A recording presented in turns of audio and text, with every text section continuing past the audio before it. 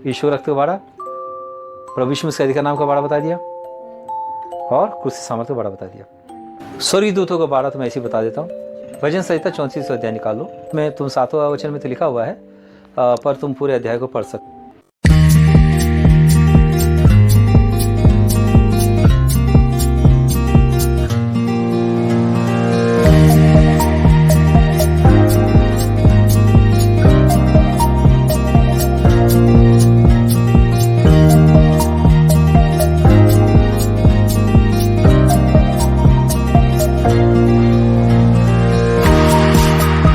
भजन संहिता 34 अध्याय निकालो। मैं तुम 7वां वचन में तो लिखा हुआ है, पर तुम पूरे अध्याय को पढ़ सकते। उसमें जो वचन लिखा हुआ मैं पढ़ रहा, ध्यान दें। यहोवा के डरवैयों के चारों ओर उसका दूत छावनी किए हुए उनको बचाता है। आमीन।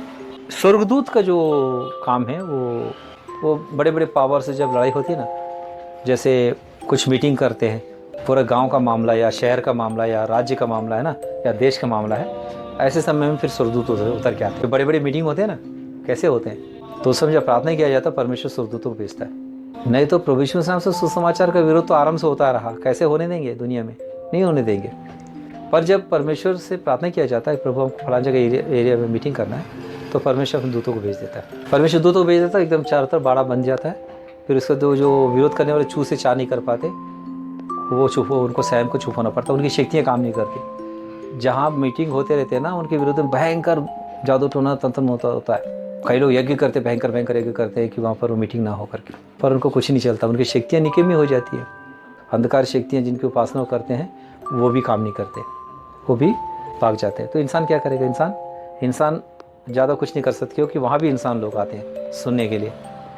तो उनकी भीड़ के सामने उनकी हालत ख़राब हो जाती है। बोले कि हम जाएंगे रोकने के लिए, पता चलो वो भीड़ जाएंगे तो पिटाई कर देंगे करके। तो कुल मिलाकर इस स्थिति से सुसमाचार का विरोध कई बार नहीं हो पाता, जब अच्छी प्रार्थना करके जब सुसमाचार की सेवा की जाती है। इस रीति से वर्ल्ड में सुसमाचार का प्रचार होता ही रहा है। अब स्वर्गदूत बाड़ा कैसे कैसे बांधते बनने से एक मीटिंग के लिए बताया मैं, और यहाँ पर क्या लिखा? स्वर्गदूत परमेश्वर के डरवैयों के चारों तरफ बाड़ा बांधता है। डरवैये जहाँ रहते हैं परमेश्वर को भय मानने में लोग। और ये बता दो, हर एक व्यक्ति के पीछे 2 स्वर्गदूत कम से कम होते हैं सुरक्षा के लिए। और मत्ती सुसमाचार 18:11, इसमें क्या लिखा मैं पढ़, ध्यान दें। देखो, इन छोटों में से किसी को तुच्छ ना जानना, क्योंकि मैं तुमसे कहता हूँ कि स्वर्ग में उनके दूत मेरे स्वर्गीय पिता का मुंह सदा देखते हैं। उनके दूत, किनके दूत? कोई छोटा भी व्यक्ति हो, बड़े की बात नहीं की जा रही है यहाँ पर। अब्राहम, इसहाक, याकूब की बात नहीं की जा रही है, पतरस और पौलुस की बात नहीं की जा रही है यहाँ पर। छोटा सा छोटा कोई भी होगा, उसके दूत स्वर्गीय पिता का मुख देखते रहते हैं। अंडरस्टैंड? अब आओ इब्रानियों के पत्री 1 अध्याय 14 वचन। क्या वे सब सेवा टहल करने वाली आत्माएं नहीं, जो उद्धार पाने वालों के लिए सेवा करने को भेजी जाती हैं? जब से कोई उद्धार पाने आ जाता तब से ही ये दूत सेवा टहल करने के लिए अवेलेबल हो जाती है।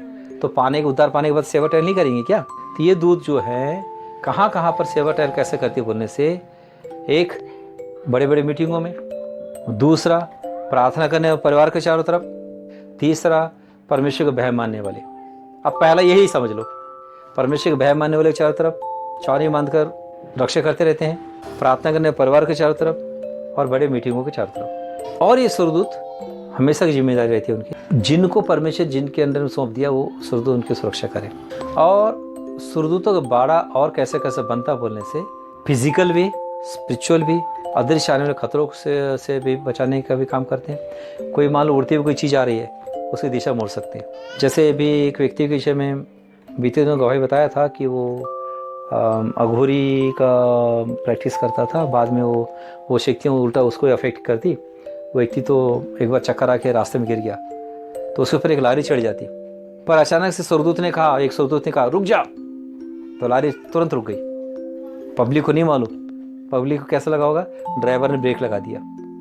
पर वो जो व्यक्ति जिस पर गाड़ी चढ़ने वाली थी, उसकी आंखों को प्रभु ने खोल दिया, तो उसको दिखाई दिया कि वो स्वर्गदूत ऊपर से बोला था लारी को रुक जा करके। बाद में उद्धार पाने के बाद उस व्यक्ति ने खुद गवाही दिया उस विषय में। स्वर्गदूत किसी चीज को रोक सकती है, यंत्रों को रोक सकती है, चीजों को दिशाहीन कर सकती है।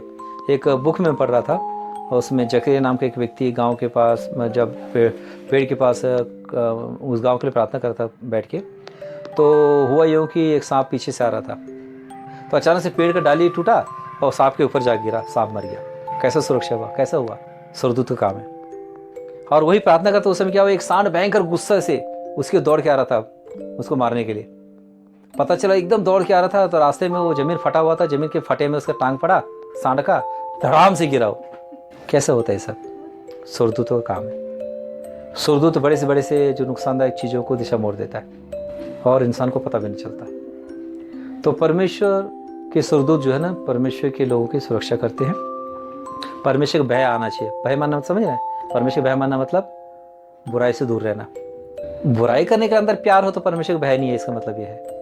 बुराई करने से जिनके अंदर डर लगता है, मैं बुराई नहीं करना चाहता, मैं बुराई नहीं करना चाहती, किसी के साथ भी बुराई नहीं करना, खुद के देह के साथ भी बुराई नहीं करना, ठीक है? खुद का जान लेने के कई लोग सोचते रहते हैं, सुसाइड करना चाहते हैं हमेशा। ये सब नहीं करेंगे। या अपने को खाना खाए बिना अपने को सताना, रात के मतलब वो प्रार्थना करते सोएंगे और बाकी समय रात को जागेंगे, ना ठीक से सोएंगे ना ठीक से खाएंगे, बासी खाना खाएंगे 4-5 दिन का, बीमार करने के लिए ट्राई करेंगे। मतलब कैसी बीमारी कौन सा मुझे लग जाए। तो ये सब काम परमेश्वर का भय मानने की कमी होने के कारण करने वाले काम है। परमेश्वर का भय होगा अंदर में तो दूसरे की भी बुराई नहीं करेंगे, दूसरे का नुकसान कुछ काम नहीं करेंगे, और खुद की भी बुराई नहीं करेंगे, खुद का भी नुकसान कोई काम नहीं करेंगे, बुराई से दूर रहेंगे। तो परमेश्वर का भय मानना और बुराई से दूर रहने का संबंध है। तो अब बाड़ा जो है, और किस चीज़ का बाड़ा बनने से, हमारी वस्तुओं का भी सुरक्षा परमेश्वर के सुदूत करते हैं। हमारा कोई जानवर हो, हमारा कोई चीज़ हो, हमारे कोई प्रॉपर्टी हो, तो कोई ज़मीन ले लिए, उसकी सुरक्षा परमेश्वर सुदूत। कोई फसल डाला, शत्रु नुकसान न पहुँचाने, उसकी सुरक्षा परमेश्वर सुदूत द्वारा करता है। कई बार अतिवृष्टि हो गई, बारिश गिर गई ज़्यादा, उससे भी नुकसान हो सकता है, परमेश्वर सुदूत द्वारा सुरक्षा करता है। मतलब सृष्टि में की चीज़ों को बैलेंस करने के द्वारा और वस्तुओं को दिशा चेंज करने के द्वारा। और एक एग्जांपल बता के मैं आगे बढ़ूंगा। अरुल राज, वो एक बार कहीं मीटिंग से घर जा रहा था, बता रिक्शा में जा रहा था तो किसी के दौड़ने की आवाज़ आई, बहुत डर गया वो। बोले रात का समय है, पता नहीं कौन चोर पीछे पड़ गया होगा, वो लूटने वूटने के लिए करके। तो बाद में धीरे से तरफ पलट के देखा तो दाएं तरफ एक सुरदूत दौड़ रहा था, बाएं तरफ देखा, बाएं तरफ एक सुरदूत दौड़ रहा था। सुरदूतों की सुरक्षा। अच्छा चलो, और एक मुझे याद आया कि बता दूँ।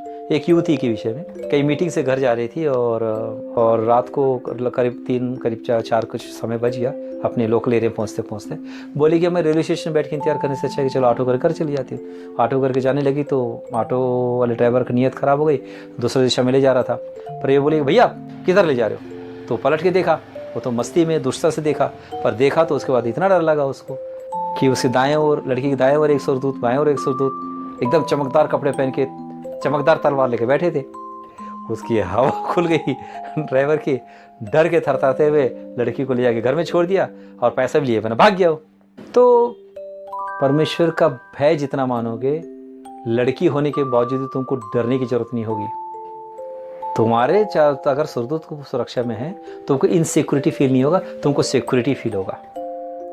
ये कहाँ तक? वो सारा सिस्टम सही होने से होता है सब, ठीक है? सुरदूतों को बाड़ा